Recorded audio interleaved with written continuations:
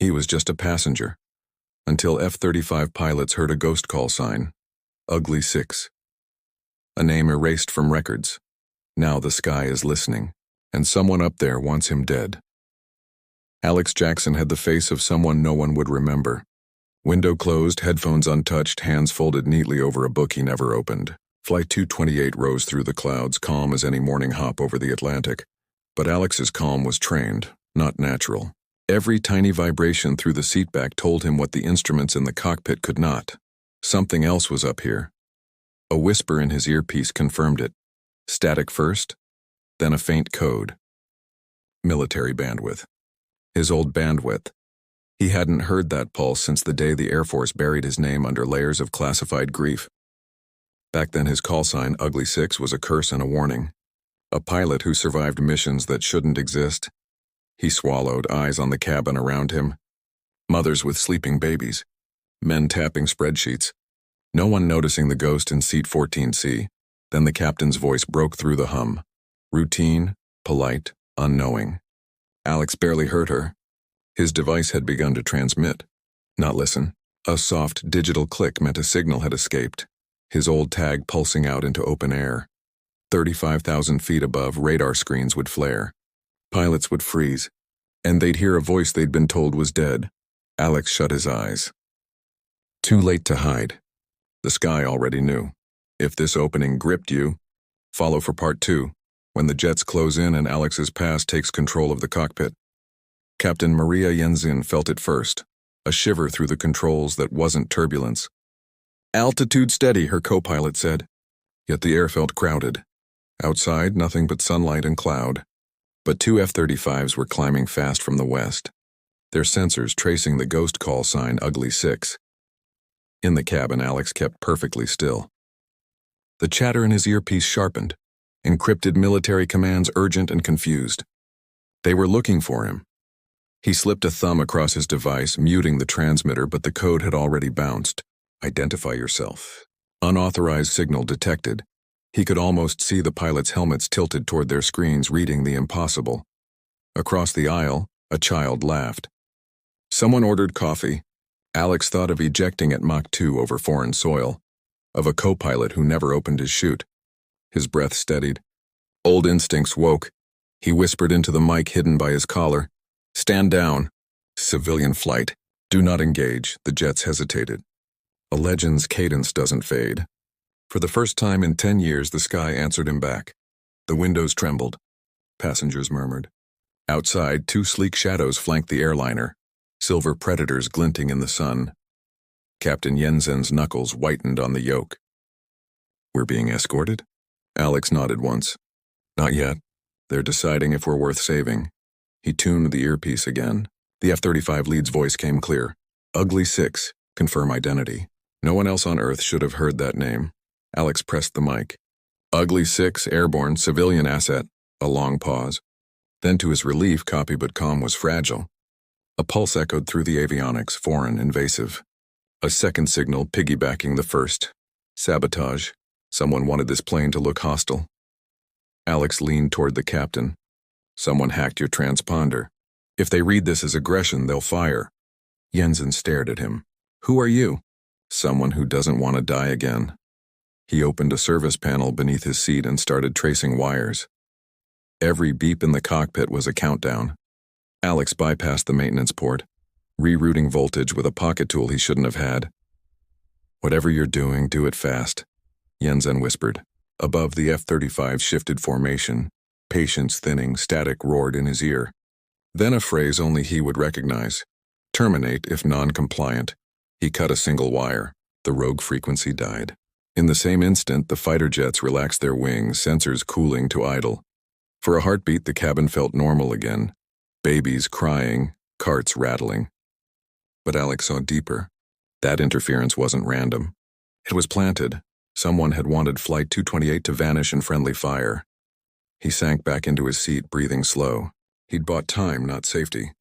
Whoever was behind this knew he was alive now. The signal returned, stronger, smarter. Navigation coordinates shifted by fractions, nudging the plane off route. Autopilot's fighting me, Jensen said. They're trying to make us deviate, Alex replied. If we drift far enough, the fighters get permission to engage. He tapped deeper into the feed. The intrusion routed through a civilian satellite. Whoever orchestrated this had clearance and a vendetta. He counter-coded every command manually. Sweat traced his jaw, though his voice stayed calm. Hold heading 350. Don't flinch. Outside, the F-35s mirrored every move, ready but restrained. Their lead pilot murmured to his wingman. He's controlling the plane from inside. Whoever that is, he's saving them. Alex found the final malware loop, a timed trigger set to mimic a hijack beacon. He killed it seconds before activation.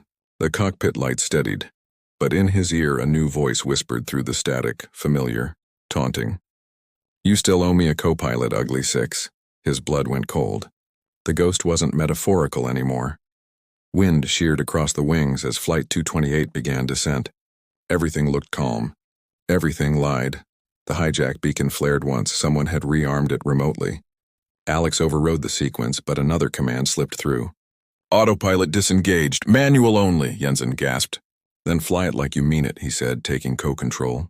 The F-35 stayed with them, tight as guardians. In Davis's cockpit, awe replaced suspicion. He's landing it himself. Below, runway lights shimmered through cloud. A last surge of interference screamed in the headset, his old partner's recorded voice looping. You left me to die. Alex ignored it, steady hands guiding the yoke. Not today. Wheels kissed asphalt. Reverse thrusters roared. Applause rippled through the cabin. None of them would ever know how close they'd come to fire and sky. On the tarmac, Alex stood last, watching passengers drift into the terminal glow. Jensen touched his arm. Who are you? He smiled faintly. Just a passenger. Somewhere high above, two jets banked east, silent salute catching the dawn. And in a classified channel, a single line blinked green. The storm had passed hours ago, but Alex Jackson couldn't convince his nerves of that. He sat alone in the terminal cafe, coffee cooling untouched beside him.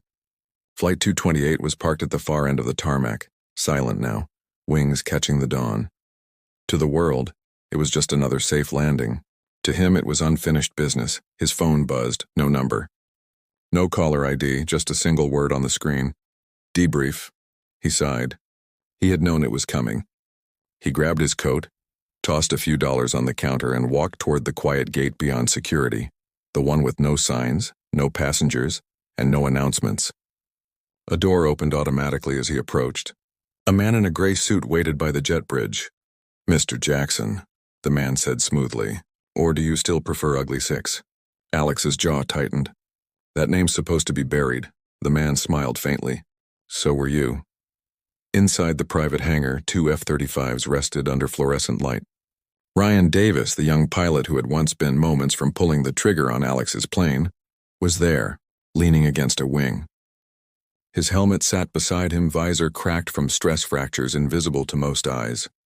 He straightened as Alex entered. Sir, don't call me that. Davis hesitated, then nodded. All right. Alex, then. The man in gray poured coffee into a metal thermos. We're not here to arrest you, he said. We're here because what happened shouldn't have been possible. You neutralized a sabotage pattern that originated inside our own systems. Someone used military protocols that only a handful of retired pilots would know. Someone like you. Alex stared at him. You think I planted it? We think you're the only one who could have stopped it. Davis cut in. Command wants to know who had access to those encryption layers. The interference came from a ghost server we can't trace. The signal carried a personal identifier. Your old co-pilot's ID tag. Alex froze. That's impossible. His name was Tom Reeves, right? Alex didn't answer. He didn't have to. The memory was already burning behind his eyes. The test flight, the engine failure, the eject order ignored. The flame in the sky that had ended a friendship and a career. He died, Alex said quietly. Then someone wants you to believe he didn't. The hangar door rolled open to daylight. Outside, a convoy of black vehicles waited. The man in gray gestured toward them. Command wants you debriefed at Langley. There's a pattern here, and you're part of it. Alex looked to Davis. What would you do? I'd want to know who's pretending to be my ghost, Davis replied. So he went. Langley, 10 hours later. The room was colder than memory. A wall of glass, a single table, 2 cups of untouched water. A woman in her 40s entered wearing the expression of someone who had seen too much classified tragedy to flinch anymore. Agent Vera Sloan, she said, sitting across from him. Cyber counterintelligence.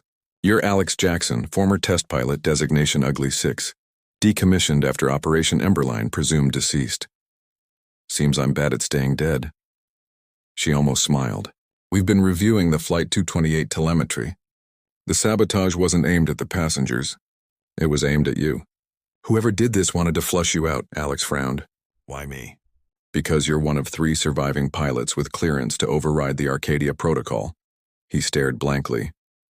That was scrapped 20 years ago. So were you, Sloan said evenly. And yet here we are. She slid a file across the table. Inside were satellite images, an unmanned facility deep in the Nevada desert. Rows of grounded drones, antennas, and one massive hangar labeled Project Arcadia. Sloan leaned forward. 3 months ago, we intercepted transmissions from that site, encrypted under your old clearance code, the same code that appeared on Flight 228's rogue signal. Alex's pulse quickened. So someone's using my dead ID to activate Arcadia. What's the protocol's purpose? Sloan exhaled. Autonomous defense network. Drones that can self-authorize strikes if communication lines fail. They're supposed to be dormant, but if Arcadia wakes up under the wrong command... It doesn't need a human to pull the trigger, Alex finished. Exactly, she studied him. Someone needed you visible to open the lock. Flight 228 was bait. They forced you to transmit. The moment you did, your call sign re-registered as active. That gave them what they needed. A living authentication key. Alex felt his stomach drop. So by saving the plane, I handed them access. Sloan nodded grimly. We believe the operation is being run by a rogue unit calling itself Mirage. Former Arcadia engineers. The voice you heard, the one imitating Reeves, matches a voice print from their signal tests. He looked up sharply. You can trace them? Only if you help us. The convoy moved again at dusk. This time destination, Groom Lake, Nevada. The drive was silent except for the low hum of engines. Davis sat beside him, helmet on his lap. You sure about this? The young pilot asked. Not even close, Alex said. But if someone's rewriting ghosts, I want to see the script. The base appeared like a mirage itself. Flat desert, silver hangars gleaming under floodlights, and a dozen guards whose eyes tracked every movement. Inside, the control chamber pulsed with blue light. Dozens of drone feeds flickered across screens, unmanned craft circling regions of open sky. A technician rushed toward Sloan. Ma'am, they're active again. Arcadia's core is booting. How long until full autonomy? 6 minutes, Alex moved closer. Where's the uplink coming from? The tech hesitated. We traced it to a satellite relay in the Atlantic. It's piggybacking on a frequency used by civilian flights. 228, Alex whispered. They're using its path as a mask, he turned to Davis. You still got your bird? Always. Then gear up. Minutes later, the two were strapped into cockpit harnesses, helmets sealed, engines spooling. The F-35 roared down the runway, twin tails cutting the dark. The sky greeted them like an old enemy, silent, endless, and full of ghosts. Sloan's voice crackled through comms. Satellite feed confirms Arcadia's uplink is redirecting toward your position. If it locks, it'll trigger automatic defense sequences. You'll have 60 seconds to stop it. Alex's hands were steady. Understood. Davis flew formation beside him, awe mixing with adrenaline. Never thought I'd be flying with the myth himself. Keep your hero worship for after we survive. He switched frequencies. The familiar static returned, then the same haunting voice. You never learned, did you, 6? You still think you're saving people? Alex clenched his jaw. Tom's dead, the voice said. But his mind lives here. Arcadia was built on us, our flight patterns, our instincts, our ghosts. We made the perfect pilot, and you just gave it permission to fly. Screens inside both cockpits flashed red. Targeting reticles bloomed across the sky. Drones, dozens of them, rose from the desert horizon like mechanical locusts. They're not responding to control, Davis shouted. They're autonomous. Alex accelerated, slicing between them. Then we treat them like enemies. Missiles streaked upward, detonating one after another in bursts of flame. But for every drone destroyed, 2 more climbed higher, weaving through air like they knew his moves. Davis, don't chase, predict, Alex barked. They fly my old patterns. Think 1 step ahead of me, not behind. Davis adapted instantly. The sky turned into a duel of logic and muscle memory. Machines against men. One drone veered toward the base below. If it hit the control center, Arcadia would go fully autonomous, unstoppable. Alex dove. The G-force pressed like cement. The drone's engine flared in his HUD, 300 meters, 200. He fired. The explosion painted the desert in blue fire. His cockpit alarm screamed. A fragment had pierced the left wing. Fuel warning blinked red. Sloane's voice came again. The uplink is still active. Arcadia is trying to reboot through satellite relay. You need to shut it manually. How? By broadcasting your call sign again. Alex hesitated. That's what started this. Only the real Ugly Six can override the ghost copy. It's your fingerprint. He looked up through the canopy. The sky glowed with the reflection of fire and dawn. Guess it ends where it started, he muttered. He opened the comms wide and spoke clearly. This is Ugly Six. Terminating Arcadia. All systems stand down. For a heartbeat, nothing happened. Then the horizon shimmered. Drones froze mid-air, engines stalling in eerie synchrony. One by one, they dropped like stones into the desert below. Silence returned. Davis exhaled hard. It's over. Alex wasn't sure. His screens flickered, then steadied. The sky above was finally still, but the voice returned once more. Faint, almost human. You can't kill what was made from you, Alex. We're the same code now. He shut the channel. Maybe, he said quietly, but I can still choose. Hours later, the desert smoldered under sunrise. The drones lay scattered like metal fossils. Sloane met him on the runway. Arcadia's offline. Whatever lived in it, it's gone. Not gone, Alex corrected. Asleep, she studied him. You could come back, you know. Lead a program again. Train the next generation. He shook his head. I think I've done enough training for one lifetime. Davis approached, helmet tucked under his arm. So what happens now? Alex looked up at the brightening horizon where sky met earth. Now I disappear again, until someone wakes another ghost. He started walking toward the far hangar, coat slung over one shoulder. No one followed. At the edge of the runway, the faint hum of a power relay buzzed from his discarded earpiece. A single coded pulse blinked once before fading.